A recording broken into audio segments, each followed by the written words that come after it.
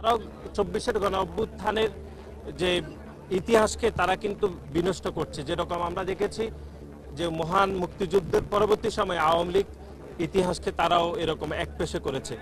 আমরা আজকের এই দিনে আমরা মনে করছি যে যে মহান মুক্তিযুদ্ধের ইতিহাস এরকম খুবই গুরুত্বপূর্ণ এবং সবার সত্য জানা উচিত।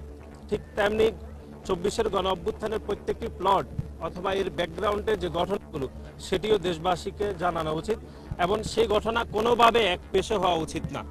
আমরা দেখেছি নতুন যে রাজনৈতিক দল গঠিত হয়েছে সেই রাজনৈতিক দলের আর্থিক সংকলনের বিষয়ে আমরা ইতিমধ্যে আমরা প্রশ্ন তুলেছিলাম, কিন্তু সেগুলোর বিষয়ে কোনো সদুত্তর পাইনি। বরং আমরা গত কয়েকদিন যাবৎ দেখেছি যে রাজনৈতিক অঙ্গনে যে চরম বিশৃঙ্খলা নতুন রাজনৈতিক দলের, সেটি সাধারণ মানুষকে চরমভাবে বিভ্রান্ত করছে। এবং আমরা নতুন প্রজন্মের এই গণ অভ্যুত্থান পরবর্তী সময় বাংলাদেশের সাধারণ শিক্ষার্থীদেরকে আমরা বাংলাদেশের একটি ইতিবাচক রাজনীতির যে শুভ সূচনা হয়েছে সেখানে বাংলাদেশের প্রতিটি সাধারণ শিক্ষার্থীকে আমরা এই আজকের এই স্বাধীনতা দিবসের শুভেচ্ছা জানাচ্ছি।